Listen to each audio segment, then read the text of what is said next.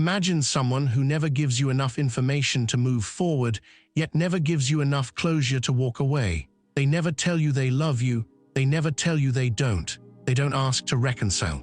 They never truly end the relationship. Instead, they leave you suspended between possibilities. Every interaction feels significant, yet nothing is ever fully explained. Every silence seems to contain a hidden message. Every brief return appears to promise an answer that never arrives.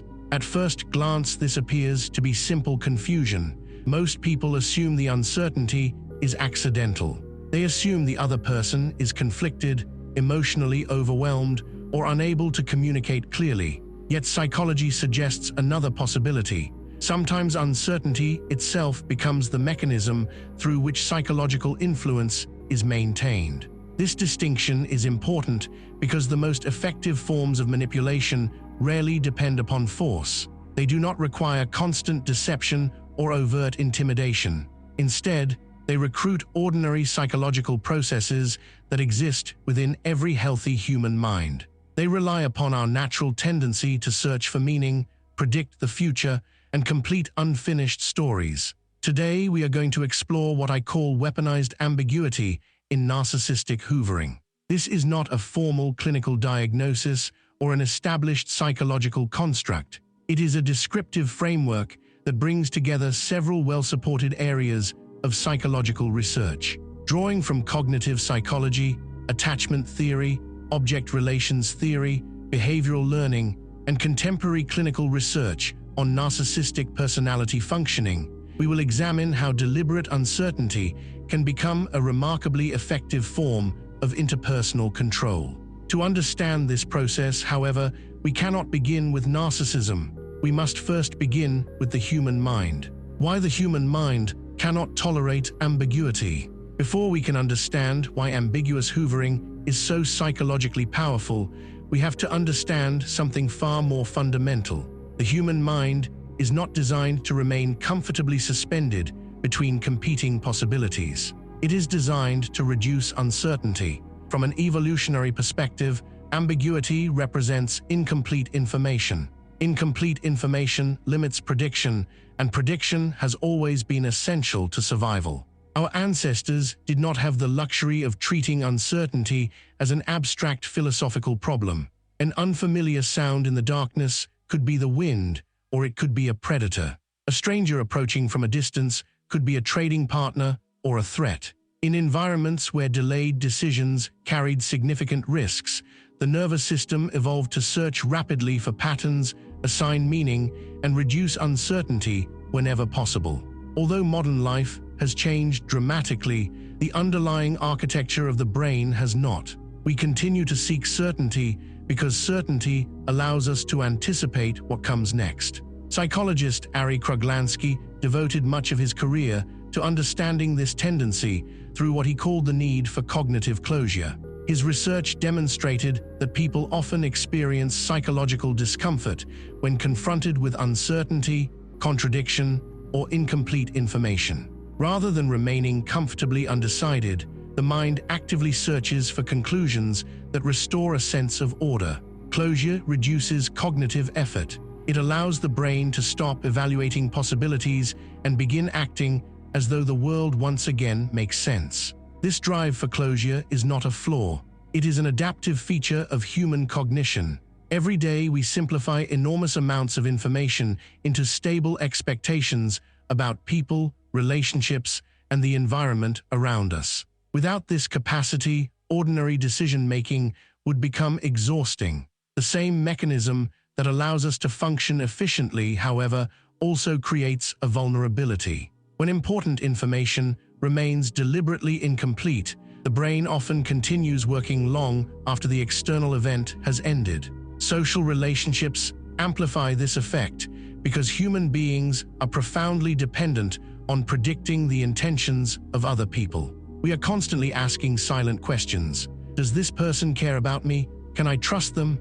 Are they angry? Will they return? These predictions influence everything from emotional regulation to long-term attachment. When another person's intentions become unclear, the mind rarely ignores the uncertainty. Instead, it begins constructing explanations. Psychologist Leon Festinger described a related process through his theory of cognitive dissonance. When our experiences conflict with our existing beliefs, psychological tension emerges. The mind becomes motivated to reduce that tension by reorganizing beliefs, seeking new information, or generating explanations that restore internal consistency. In close relationships, this process becomes especially intense. If someone who once expressed affection suddenly becomes emotionally distant or alternates unpredictably between warmth and withdrawal, the contradiction demands resolution. The brain searches relentlessly for an explanation because unresolved contradiction is psychologically expensive. Modern neuroscience supports these observations. Research on predictive processing suggests that the brain functions as a prediction-generating organ. Rather than passively recording reality, it continuously constructs expectations about what will happen next and compares those expectations with incoming information. Unexpected events generate what researchers call prediction errors. These discrepancies draw attention because they signal that our internal model of reality requires updating. Ambiguous interactions produce persistent prediction errors because they fail to supply enough information for the brain to revise its expectations. Instead of settling into certainty, the mind continues cycling through competing interpretations. Daniel Kahneman's work on judgment and decision-making also helps explain why uncertainty captures attention so effectively. Human cognition relies on rapid mental shortcuts to interpret an overwhelmingly complex world. These shortcuts usually serve us well, but they become unreliable when information is incomplete. Faced with ambiguity, the mind often fills gaps with assumptions, memories, hopes, and fears. We begin interpreting silence as communication and absence as evidence. We imagine motives that cannot be verified because the brain would rather construct a provisional explanation than tolerate an unresolved question. Notice what all of these theories have in common.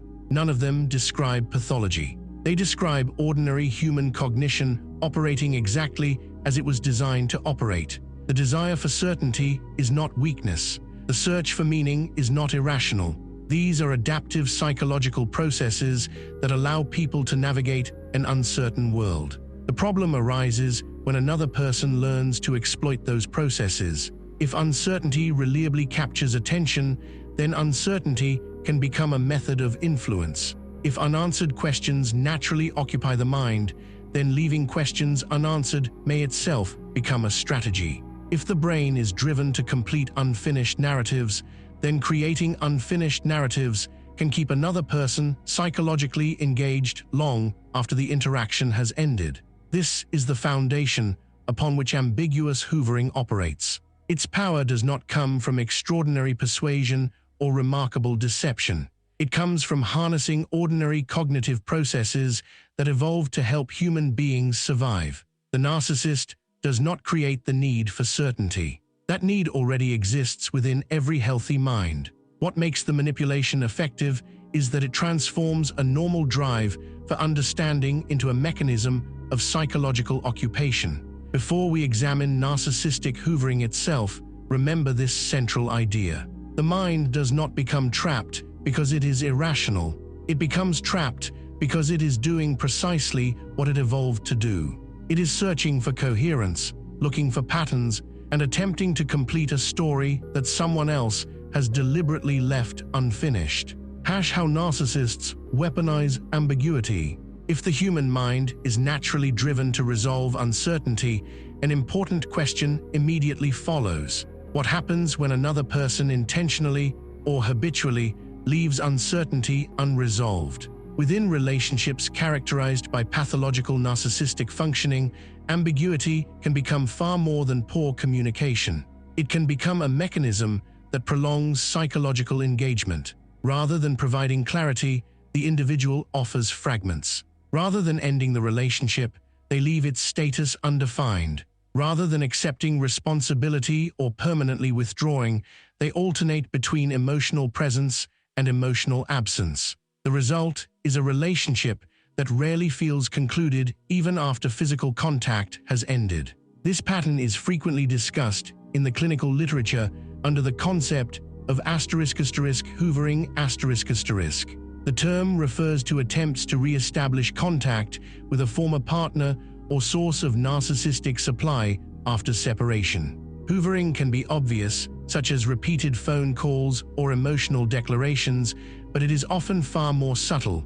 A brief message months after the relationship ends, a reaction to an old photograph, a seemingly innocent question, an apology that never addresses the original injury. Each interaction appears insignificant when viewed in isolation.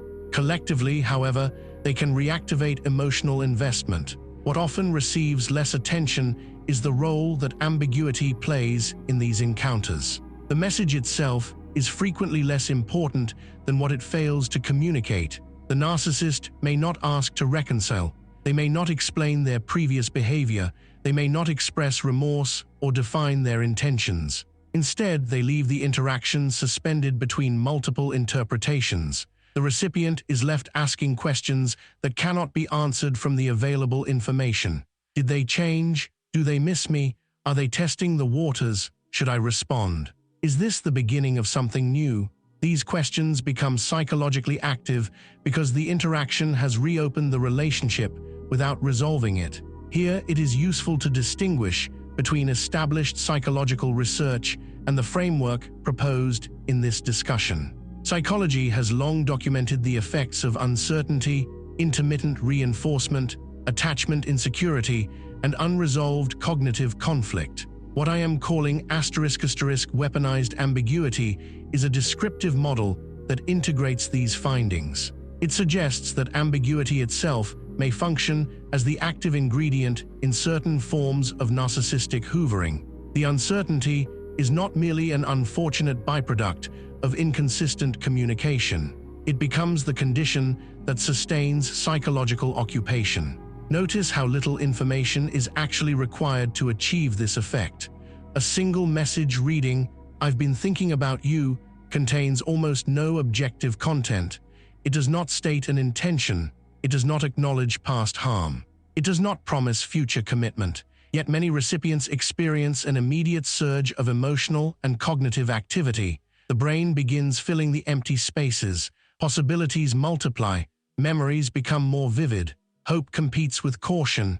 Rumination replaces resolution. This reaction is often misunderstood as evidence that the victim remains emotionally dependent upon the narcissist. A more accurate explanation is that the interaction has reactivated ordinary cognitive processes that evolved to resolve uncertainty. The recipient is not responding irrationally. The recipient is responding predictably to an unresolved interpersonal situation. Clinical psychologist Elsa Roningstam has written extensively about the unstable self-esteem regulation that characterizes pathological narcissism. Individuals with pronounced narcissistic pathology often rely heavily upon external relationships to regulate internal feelings of worth, significance, and identity. From this perspective, re-establishing psychological presence inside another person's mind may provide a form of validation even when genuine intimacy is absent. The relationship functions less as a mutual emotional bond and more as a means of regulating the narcissistic self. Theodore Millon similarly described narcissistic personality styles as organized around maintaining self-enhancement, admiration, and psychological control rather than reciprocal emotional exchange. Although individual motivations differ from person to person, the interpersonal pattern often reflects a preference for relationships that preserve influence without requiring equal vulnerability. Ambiguity serves this purpose remarkably well. It keeps options open. It postpones accountability. It allows emotional influence to continue while limiting personal exposure. Perhaps the most striking feature of ambiguous hoovering is that the manipulation frequently continues without further action from the narcissist. One brief interaction may produce days or weeks of internal dialogue within the recipient. Conversations are mentally replayed. Messages are reread. Future encounters are imagined. Hidden meanings are searched for in ordinary words. The relationship resumes psychologically even though almost nothing has occurred externally. In many respects, this is the defining characteristic of weaponized ambiguity. The manipulation no longer depends upon continuous communication. Once uncertainty has been reintroduced, the recipient's own cognitive system begins sustaining the connection. The narcissist no longer needs to occupy the room. They occupy attention. They occupy anticipation. They occupy the unfinished narrative that the mind continues trying to complete. This observation prepares us for the next question. Why can another person remain psychologically present long after they have physically disappeared? To answer that, we must move beyond cognitive psychology and examine one of the most influential traditions in psychoanalytic thought, object relations theory. It is here that we begin to understand how relationships continue to exist within the mind, even when the person themselves is no longer present.